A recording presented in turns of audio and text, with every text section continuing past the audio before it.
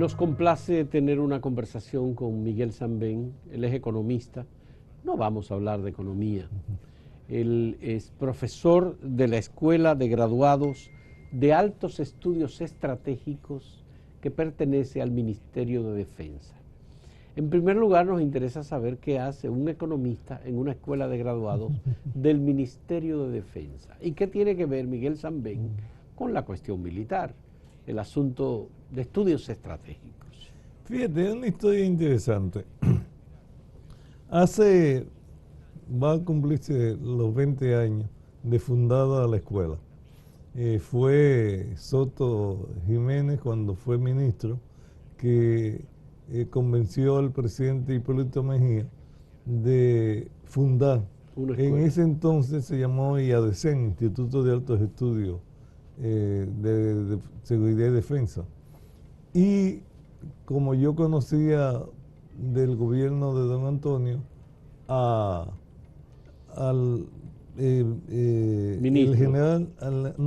general Noble Espejo, porque estando yo en INEPRE como funcionario, íbamos con Gustavo Sánchez Díaz a la visita de la casa presidencial allá en Juan Dolio.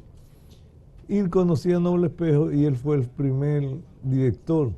Y cuando, estando yo en la Federación Dominicana de Comerciantes, me vinieron a firmarme aquí para yo ir de candidato a tal curso. Y yo, ¿y quién lo dirige? Entonces dije, mira, por la confianza, yo también quiero ir. Y lo dirigía Noble Espejo. Noble Espejo. Fue que fundó, un militar de alto rango con una altísima formación y un gran prestigio. Luego se fue a Funglode él y dirigía la parte de Funglode de estudios estratégicos. Está el grupo Delta ya, etcétera. Sí. Pero ese es con Guzmán Fermín, que tiene una característica muy distinta a Noble Espejo. Bueno, de todas maneras, no vamos a discutir. Miguel Sambén sabe de lo que estamos hablando. Perdón por la digresión. Okay. Pero de todas maneras, el fruto de por qué se dio esa circunstancia es porque en 1995 William Perry, a la sazón secretario de Defensa de Estados Unidos, convocó la primera conferencia de ministros de las Américas, del continente, y se han hecho como 8 o 10 conferencias de esas. Y en la primera conferencia se dio cuenta, no había que darse cuenta, lo sabíamos todos, de que de los 22 países latinoamericanos, 18 eran ministros militares. Y eso le chocó, porque era la ola de la dictadura. La idea era que había que incluir a civiles en el esfuerzo y la estrategia militar. Por lo menos que hubiese el control civil de todo el estamento militar. Y como fruto de esa conferencia, Estados Unidos creó el Centro Hemisférico de Defensa y Seguridad, que fue la que en Washington se hacía para entrenamiento, principalmente un 80% de civiles y 20% de militares. De militares. Ahí me junté yo con militares venezolanos, costarricenses. Bueno, costarricenses no eran militares, pero yo estuve en la Universidad Nacional de la Defensa, en uno de los cursos a los que asistimos periodistas y funcionarios del gobierno dominicano en el año 1999. No lo digas porque no van a sacar de edad. Tú lo recuerdas, ¿verdad? Sí, porque yo fui de la primera promoción dominicana. En la Universidad Nacional de la Defensa, en donde operaba el Centro de Altos Estudios Estratégicos. No, tú estás diciendo en Estados Unidos. En Estados Unidos. El CHDS. Sí es. Que ahora mismo se le cambió el nombre y se le puso el nombre del Centro Perry, en honor al ministro Perry, al secretario Perry. Y por eso se forma, y desde entonces viene esa idea de los libros blancos. Ya. Pero no hemos evolucionado porque todavía el ministro de Defensa es un militar, miembro del ejército. Hemos evolucionado en papeles. Ah, en papeles. Sí. ¿Y hay algún logro que se haya establecido? Por ejemplo, un ministro de Defensa en República Dominicana, ¿puede ser un civil? Sí, constitucionalmente está ahí, en la nueva ley de la Fuerza Armada está, y por eso ya en papeles se estableció la estructura militar. Pero aquí en lo que hemos avanzado es que el director del DNI, tomando en cuenta que el DNI depende del Ministerio de Defensa, es un civil. El DNI depende de la presidencia. No, el DNI No, depende no, legalmente del Ministerio de Defensa. Es una ley muy cortita, yo la conozco. Sí, pero de todas maneras, el Servicio de Inteligencia Militar es el J2. Pero esa es Que otra funciona. cosa, distinta. Bueno, sí, es ok, militar. muy bien. Aquello, Sí, ok. esto es seguridad del Estado. La ley de DNI es copiada del FBI, entonces que esa jurisdicción. Así es. Ok. Aunque está obviamente en el terreno propio del Palacio Nacional, porque el DNI es contiguo físicamente al Palacio Nacional, pero en la ley establece muy claramente que es una dependencia del Ministerio de Defensa. ¿Qué otros logros hemos conseguido, Miguel? Bueno, en ese sentido, ya desde el 2000, que comenzó todo este movimiento, se estableció en la Directiva de Seguridad Nacional, copiando la de España. Ya. Y hemos estado en la tratativa 20 años de hacer el ejercicio del libro blanco. Ya. Y este ejercicio solamente ha llegado a las puertas de que el poder político decida que se haga. Ya. ¿Y qué contiene el libro blanco? Ya se hizo, ya se escribió, existe. No, bueno, existe como borrador de esos 20 años de trabajo. De trabajo, bien. Pero se está haciendo de nuevo. Ya. Y la idea del libro blanco, y le hago una historia brevísima, primero por qué blanco, y viene por la tradición sajona, en que en el Parlamento británico los libros cuando se llevan como propuesta tienen una tapa azul, y después que se aprueban se le pone tapa blanca. Y en ese sentido son libros blancos. Pero en 1957, después de la Segunda Guerra Mundial, el Imperio Británico tuvo una claridad hacia el futuro de que no tenía sentido mantener el imperio. Es que ya las condiciones en el mundo, cuando uno lee un poco la historia de las grandes potencias, era evidente que ya Reino Unido, ellos lo asimilaron. Geográficamente seguía siendo un imperio, pero no era el control unipolar, porque no lo era, definitivamente. Por eso, Estados Unidos lo sustituyó. Sí, pero por contraste, Francia siguió queriendo ser imperio y tuvo la guerra de Vietnam, que no aguantó, y terminó con la guerra de Argelia. Así es. Portugal quiso ser imperio de la misma forma del siglo XVIII, XIX, y terminó con la guerra de Angola y Mozambique. Entonces, ahí en esa visión... Hay que decir que Alemania también quiso ser imperio y convirtió ese deseo en la tragedia más grande que ha tenido la humanidad. Es lo que nos hace al siglo XX el siglo más sangriento de la humanidad, donde más muertos por guerra ha habido. Ya. Eso lo vamos a seguir conversando ahora. Para tener una explicación, a mí me interesa tener una explicación de qué contiene el libro blanco de República Dominicana. Okay. En un momento retornamos en este diálogo con Miguel Sanben.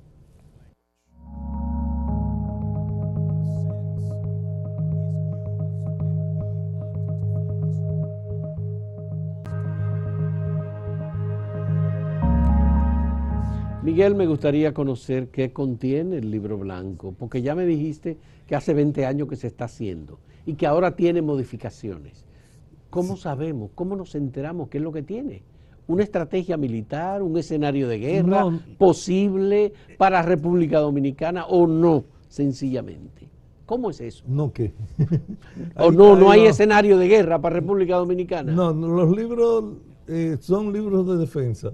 Y se explica por el origen. Cuando terminamos con el Imperio Británico que se está achicando, el Imperio Británico tenía los ahorros de recoger todas las fuerzas que tenía repartidas por el mundo. Pero comenzó la Guerra Fría. Entonces el ejército británico necesitaba fondos nuevos para la nueva etapa, que es la misilística, las bombas atómicas y todo eso. Y comenzó a hacer reportes en la misma tradición de ellos, de los libros blancos, para justificar los nuevos gastos que necesitaba la carrera armamentística. E hizo libro blanco en el 57 hasta el 81. Naciones Unidas asumió eso, y la vocación de Naciones Unidas siempre fue buscando ser un instrumento para la paz. Para la paz. Y como la experiencia entre las guerras, entre la Primera y la Segunda Guerra Mundial, fue de una tensión armada y de un secretismo militar, asumió el instrumento de transparencia que significaba el libro blanco de defensa británico.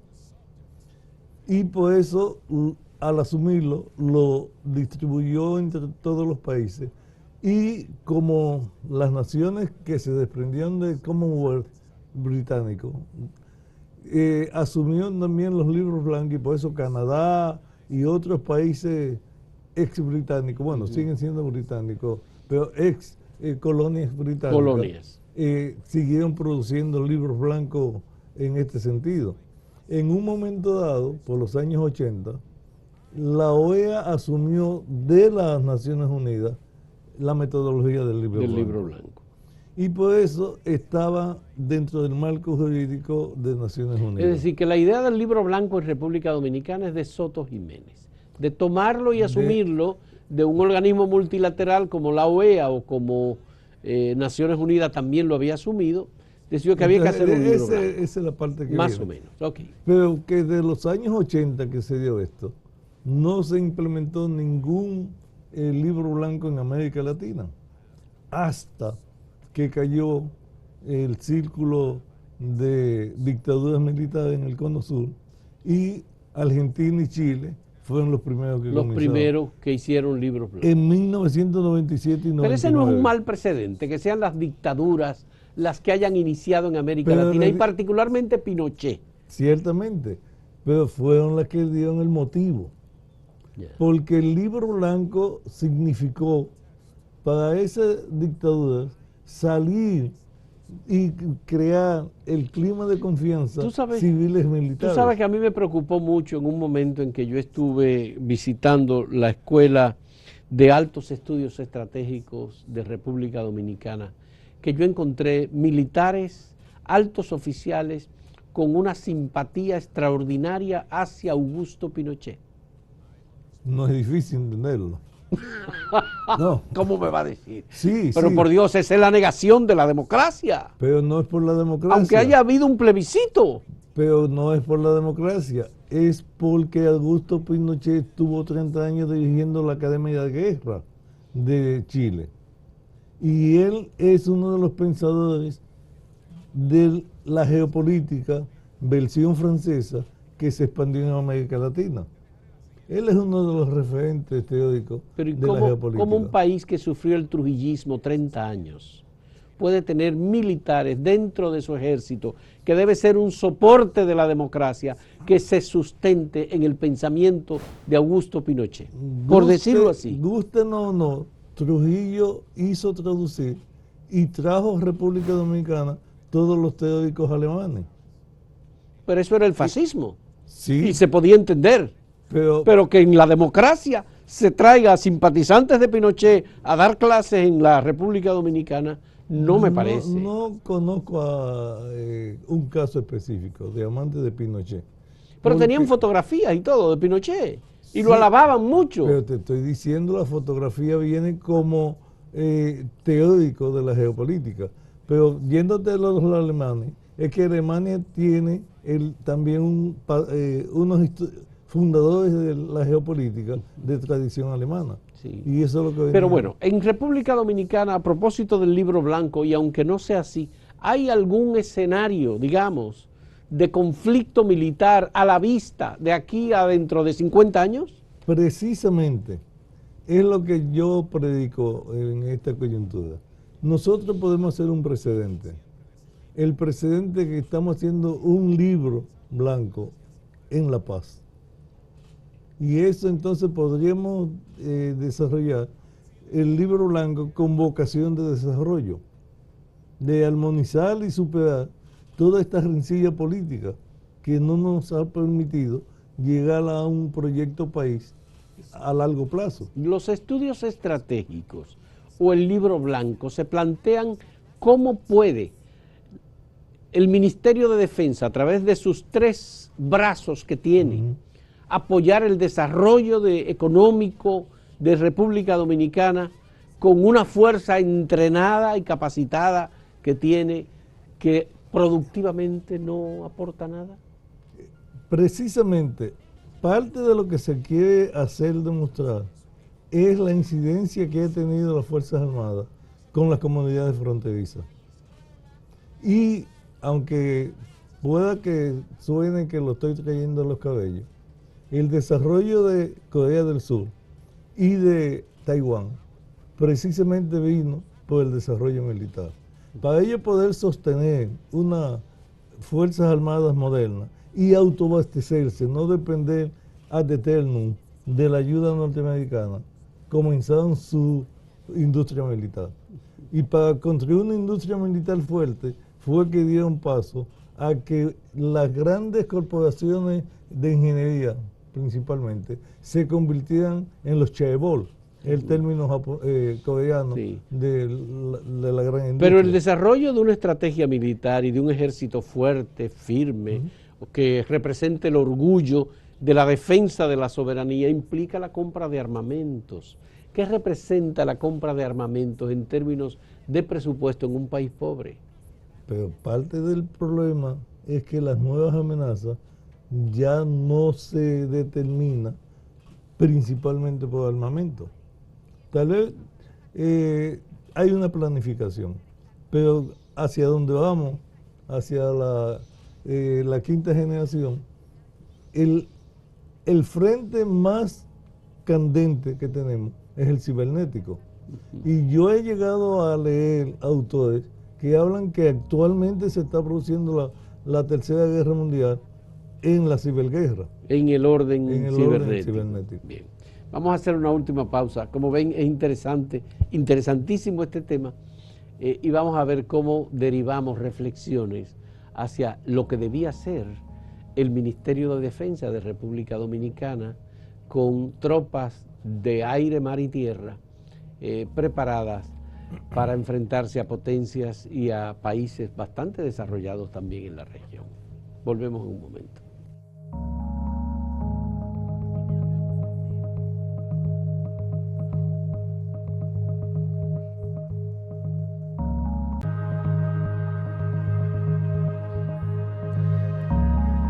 Miguel, sospecho que un poco la idea que uno se queda es como que el ejército, o no el ejército, el Ministerio de Defensa de República Dominicana podría convertirse en un ministerio de defensa tecnológica.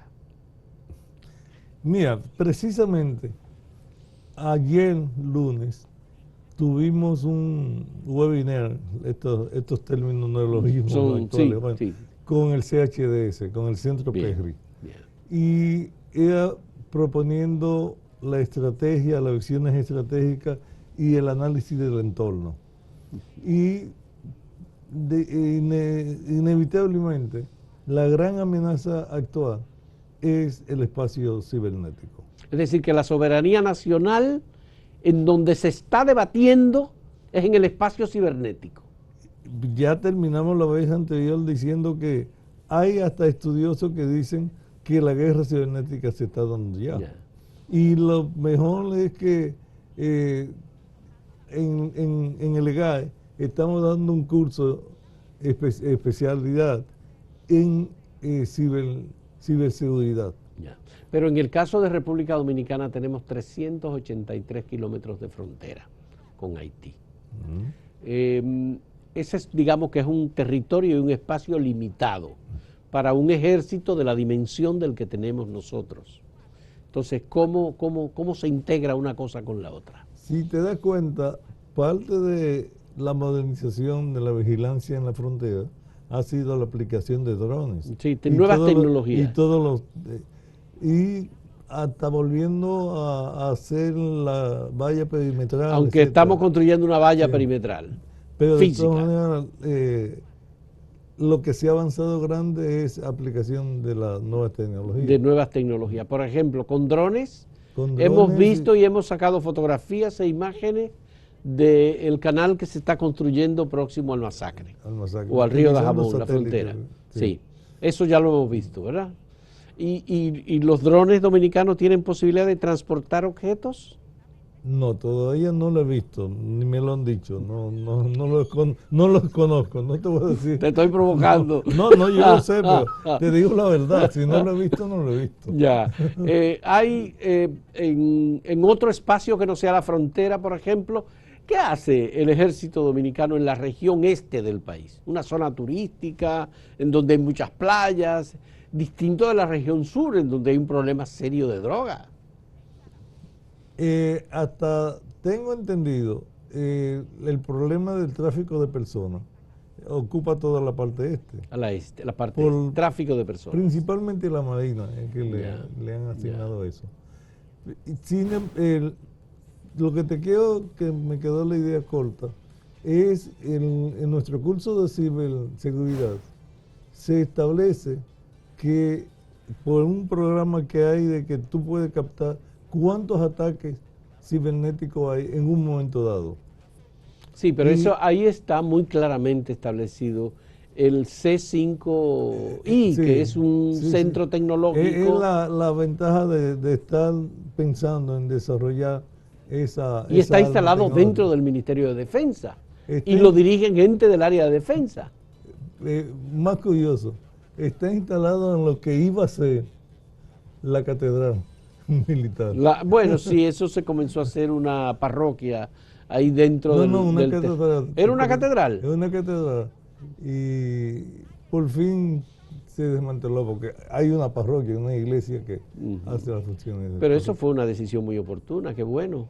Sí, y a mí me sorprendió porque en menos de un año estaba... Yo no sé, ¿cómo Soto Jiménez pensó poner una catedral ahí dentro? La fe. ¿Tú crees que él es un hombre de fe? No lo sé, pero se le iluminó en ese momento. Bueno, entonces, ¿cuándo vamos a conocer el libro blanco? Mira, el libro blanco se está trabajando y eso es lo que les quiero. Y hasta noviembre, diciembre tenemos para presentarlo porque tiene que ser refrendado por el Congreso. Ya. Entonces, después en el año nuevo, va a estar divulgándose. Cuando tú dices refrendado, tiene que aprobarse. Tiene que aprobarse. En el Congreso Nacional, diputados y senadores. No sé la metodología ahí, porque en este momento el presidente Abinader recibió del Senado, le tramitó la solicitud al Senado y el Senado produjo una resolución. Ya. Pero el primero que debe aprobar el libro es el presidente de la República. Bueno, él se lo tiene que mandar al Senado. Él se lo tiene que enviar al Congreso. Porque se le debe entregar a él. Claro. Entonces, ¿ese libro estará listo en el mes de noviembre para entregarse o antes? Diciembre. Estamos en la fecha, a ver si logramos lo más lejano de... ¿Y qué rol juega el ministro Carlos Luciano Díaz Morfa, ministro de Defensa, en este proceso? En este proceso es el que lo está validando. Porque a él fue que le dieron la orden. A él le dieron la orden. Y él escogió qué unidad institucional dentro del ministerio hacerlo. Yeah. Y por eso es que la escuela, que tiene 20 años empeñado como objeto de estudio en el libro blanco, entonces se seleccionó la escuela. ¿La Escuela de Altos Estudios Estratégicos es dirigida también por un militar? Sí. Miembro del Ministerio de Defensa o de una de las ramas particulares, el Ejército. Es del Ejército. Del Ejército. Pero han habido de todas las ramas. Ya. Los directores. En ese sentido, Miguel, tú como civil, como persona que conoce todo lo que hay alrededor, ¿hemos avanzado? En ese sentido sí, porque yo, una de las frases que les digo a los estudiantes entrantes es que la sorpresa que nos da a los civiles es encontrar el grado de profesionalización que tienen los militares. No voy a decirlo en general, pero los que están en la escuela sí. Yeah. ¿Y los que están en la escuela son todos oficiales o hay civiles que van a la escuela y se les permite entrar? También igual que el centro PR, 80% civiles, 20% militares. Ya. ¿Y cómo se captan esas personas civiles que van al Centro de Altos Estudios Estratégicos? ¿Cómo se enteran? La mejor propaganda es de viva voz. El boca a boca. Y vienen bastante, porque el fulanito que se graduó aquí me dijo, entonces tenemos bastante. Pero las invitaciones se hacen abiertamente a las instituciones y a los partidos políticos. Pero algunos no, digamos, llegarán porque dicen, yo tengo interés en ser oficial del ejército, a mí me gustaría entrar por aquí. No entran por ahí no se entra. No. Porque para los militares tienen que ser grado de coronel. Ya, muy bien.